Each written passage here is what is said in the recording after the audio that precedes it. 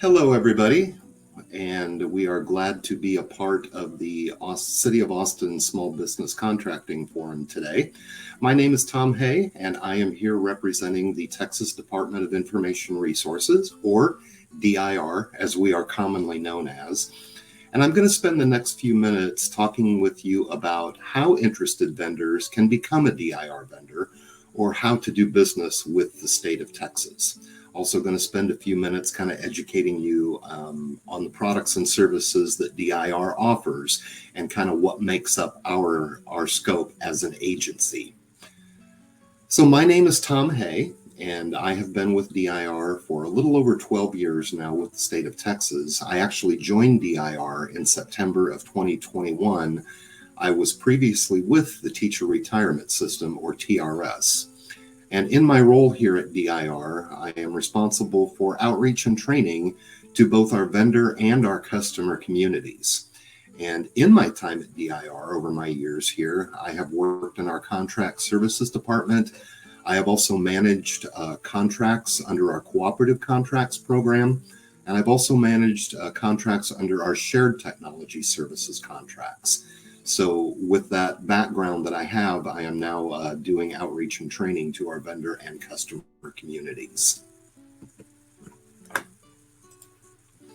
So the Texas Department of Information Resources, we are a state agency, and we were created in 1989, and our main mission is to serve Texas government by leading the state's technology strategy, also protecting the state technology infrastructure, and offering innovative and cost-effective solutions for all levels of government.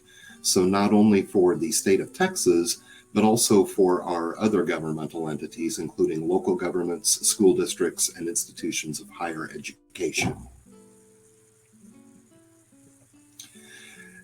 DIR is made up of many different areas and program areas where our customers and our constituents can take advantage of the services that we provide.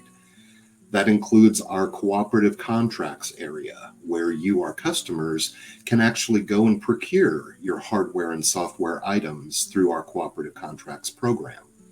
We also have our shared technology services division, where we've negotiated contracts and put in place for vendors where we do the service for you. DIR also maintains the statewide data program. We are responsible for texas.gov that allows constituents to do business with the state of Texas.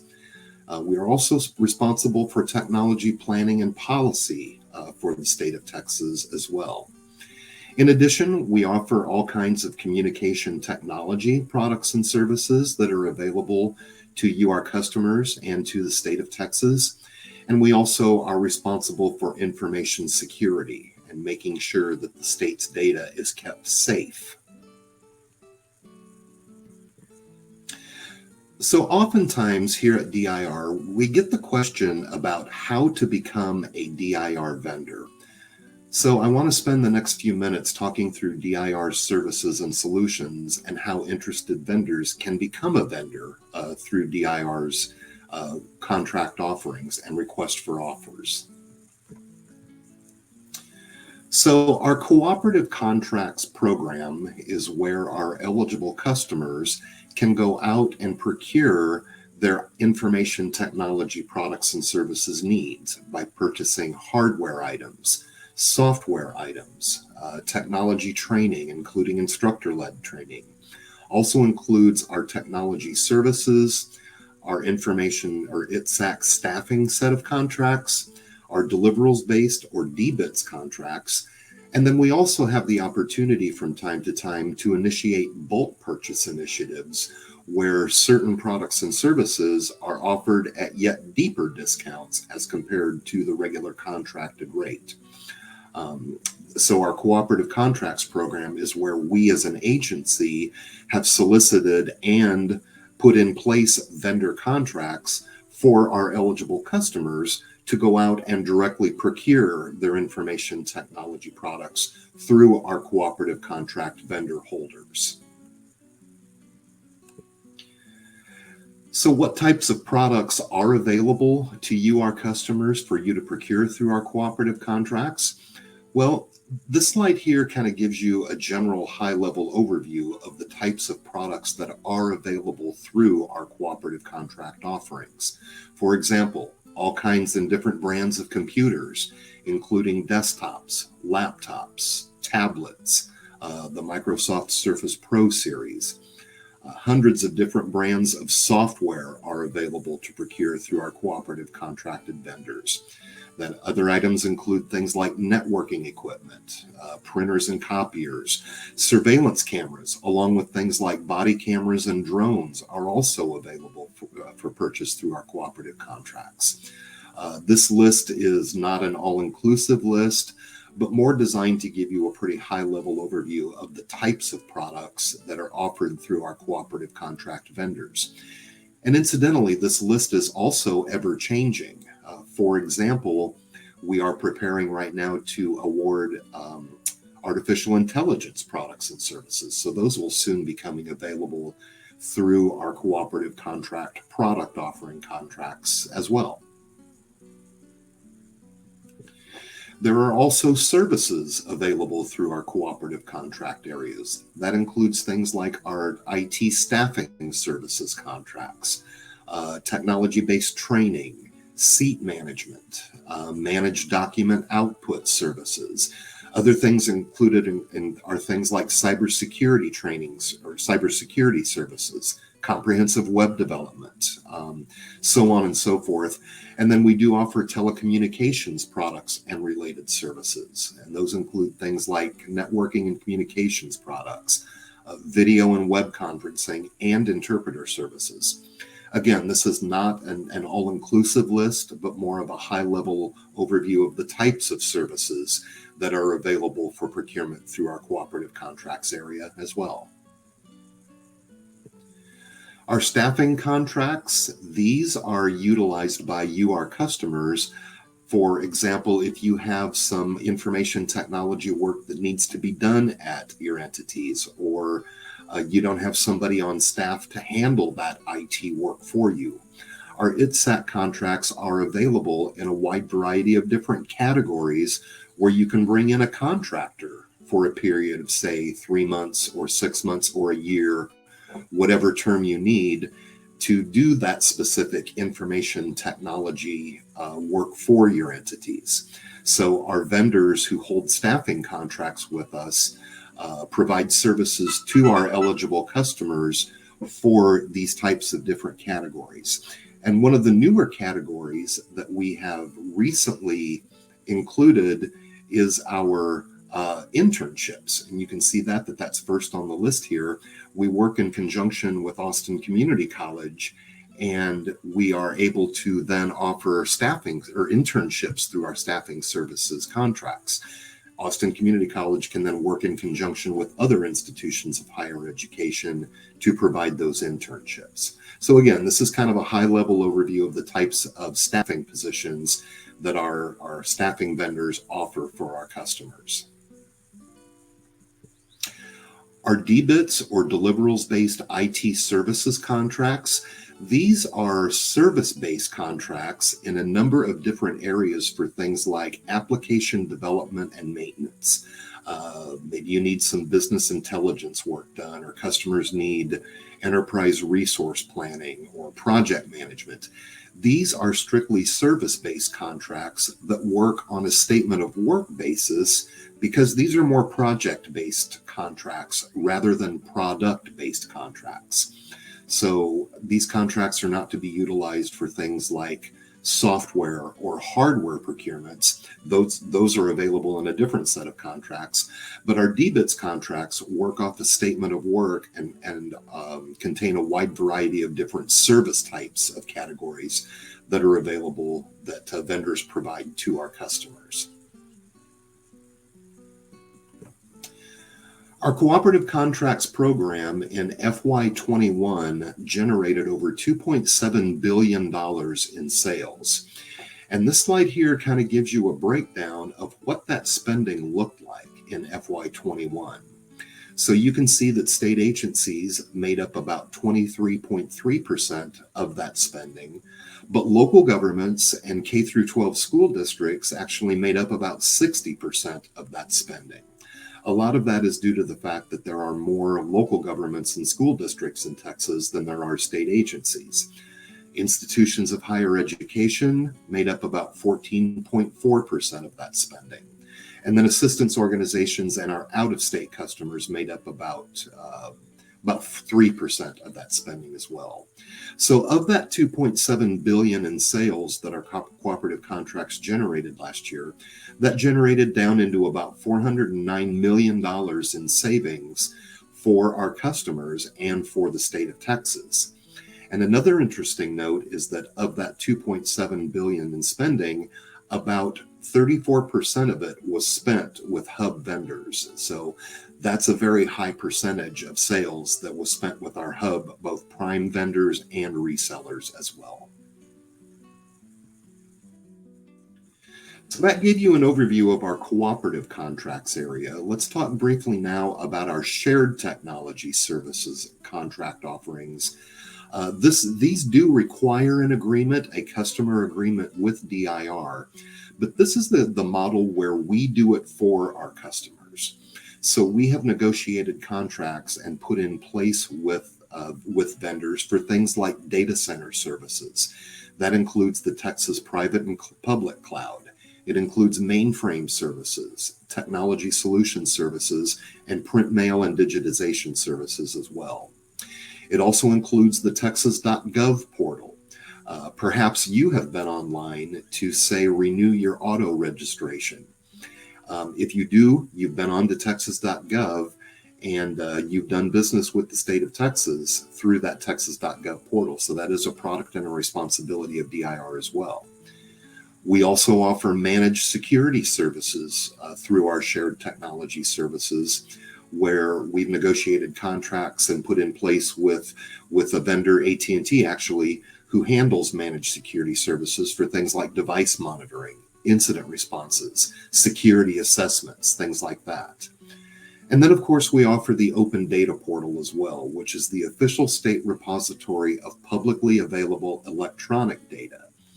This is a portal where our eligible customers can go out and post public information on the Open Data Portal, making it already then available to the public for viewing. This is a free service that is offered to our eligible customers. We here at DIR, we post our cooperative contracts data out on the Open Data Portal from FY10 all the way up to the current date. So you can actually go out and see who has bought what through our cooperative contracts program. So our eligible customers for the shared technology services include state agencies, local governments, including city county governments, K through 12 school districts, and also institutions of higher education. And our multi-sourcing services integrator, we've negotiated that contract with Capgemini. They're responsible for the overall program management and the vendors who provide the services, such as data center services, services through texas.gov, our managed security services, and the Open Data Portal services as well. DIR also offers communication technology services through our contract offerings, and we kind of do that in three ways. One of them being we are responsible for managing the Capitol Complex telephone system here in downtown Austin. That's designed for agencies in and around the Capitol, as well as the Capitol building itself.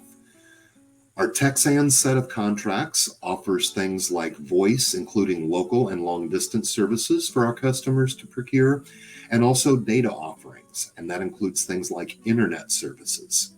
And then we offer other telecom services, including including wireless conferencing and managed services. And some of those other services include things like wireless services, like mobile satellite equipment, pagers, cell phones, and wireless voice and data services. It also includes our conferencing services as part of a telecom solution as well. And it also includes other managed services like call centers, contact center services, phone management services, things like that. So DIR does offer a wide variety of telecommunication services to our customers as well. So who are DIR's eligible customers? Well, Texas state agencies and institutions of higher education make up about 183 eligible entities. There are over 6,200 plus local governments who are eligible to procure through DIR as well. That includes city and county governments, public school districts, municipalities, junior college districts, and special purpose districts. And then there are other organizations that are also eligible to procure IT products and services through DIR. That includes assistance organizations as defined by the Comptroller's Office. It includes ERCOT, LCRA, private schools, private and independent institutions of higher education, volunteer fire departments, public safety entities like 911 centers, hospitals. We all know that the medical industry carries a high degree of IT about it anymore, so hospitals are also eligible. And then we have a large number of public entities who, through an agreement, are located outside of Texas and are able to procure information technology products and services through our contract offerings. That includes out-of-state state agencies, out-of-state local governments, out-of-state school districts, and out-of-state institutions of higher education as well. So a little bit about the contracting process and how DIR operates for interested vendors. A couple of things to remember is that all of our DIR contracts are awarded in accordance with statute as set forth by the Texas legislature. So we do follow the competitive bid rule requirements and award those contracts based on those bid requirements. We then establish those statewide master contracts with our vendors for products and services when sufficient customer demand exists. So when we know that customers are needing certain items at their entities, it's up to then DIR to do our due diligence to get a request for offer drawn and advertise for vendor bids for those products and services when we know the demand exists. We do post all of our requests for offers on the Electronic State Business Daily, or the ESBD, and vendors then must respond to a posted DIR RFO where your company's products and services are a fit in order to be considered for a DIR contract. We do post our RFOs for about 30 days, which is the required amount of time to post bids. We normally make many contracts, make multiple awards for our RFOs. So for example, if we post an RFO for, say, cabling services, we will typically make multiple vendor awards to companies who respond, who offer cabling services and who have been through the evaluation and negotiation processes with DIR in order to award those contracts. All of our contracts are awarded for a specified term. Those term lengths can vary. Most of the time you will see a 4-year contract, which might be, for example, an initial 2-year term with 2 1-year renewal options. There are instances where we'll award longer contracts. It just kind of depends on the need and the RFO as it's designed. And then also remember that there are subcontracting opportunities available with our DIR prime contract holders. So if vendors are not holding a prime contract right now, but they're interested in doing subcontract work with a current DIR prime contract holder, those opportunities do exist for vendors if you're interested. There are benefits to holding a DIR cooperative contract, and I just want to share some thoughts here as to what those benefits are. Because our eligible customers then issue their purchase orders directly to that DIR vendor with that vendor's DIR contract number noted on their purchase order. So purchase orders are not issued to DIR, they are issued directly to that DIR cooperative contract vendor. All eligible customers in Texas do not need an agreement with DIR to do business with our contracted cooperative contract holders. However, agreements are required for customers to utilize our shared technology services contracts. A couple of things to remember is that state agencies are required to use DIR contracts first for their information technology purposes. What we consider our voluntary customers include state and local governments, school districts, institutions of higher ed, and other eligible customers. They have the opportunity to use DIR for their information technology products and services. They're not required to, like state agencies are required to use us first. And of course, it gives vendors access to do businesses with institutions of higher ed and local governments and other eligible DIR customers. And that includes, our out-of-state customers as well who hold that agreement with DIR. So it gives vendors access to do business with our eligible customer base. There is information out on the DIR website on how to do business with DIR.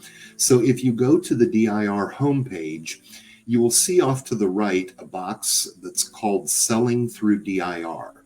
And this is our vendor information page. Once you click on that Selling Through DIR page on the DIR home site, you will be taken to a page where you can read how to do business with DIR. You can read how to respond to one of our requests for offers where your company's products and services are a fit. You can see our schedule of solicitation opportunities, which shows everything from the planning phase on up to everything we've currently closed and are currently evaluating and negotiating. You can also find additional information on our hub program. And if your business is a hub, you can learn tips on how to register your hub business with the state of Texas through the comptroller's office. So that schedule of solicitation opportunities page, we've included the link directly for you on this slide. Again, we encourage interested vendors to keep an eye on this page and maybe even bookmark it and check it frequently, because you can see everything on that page that we have currently in the planning stage that we will eventually be posting for vendor responses once it's ready to post. We also post pre-solicitation notices, any requests for information that we might be seeking from the vendor community on general information of the marketplace, trends, things like that. You will also be able to see then our actual RFO postings that are also posted to the electronic state business daily. And once those are in the posting phase and posted, that is when we are actually actively taking vendor responses for that request for offer. You can also see everything that we have closed now for vendor bids and that we are currently evaluating and negotiating. And each of those initiatives does have a brief description, the expected completion date, and then any contact information if you have questions about a certain solicitation. That information is all available on the DIR website.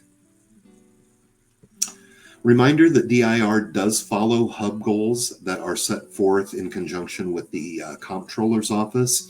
So for special trades, those goals are 32.9%. For professional services, the hub goal is 23.7%. For other services, it's 26%. And for commodity items, it is 21.1%. A majority of the DIR contracts that we advertise for, negotiate, and put in place fall under the other services and the commodities categories, but we do follow the hub goals that are set forth by the comptroller's office. We've included some hub resources for you as well. If you're interested in hub certification, we've included the link to the comptroller site where you can go out and register your hub business. We've included the link to the centralized master's bidders list. And we encourage interested vendors to go out to that CMBL page and register with the state of Texas, because that allows vendors to be notified of potential upcoming bid opportunities with the state of Texas. As I've mentioned, we post all of DIR solicitations out on the ESBD.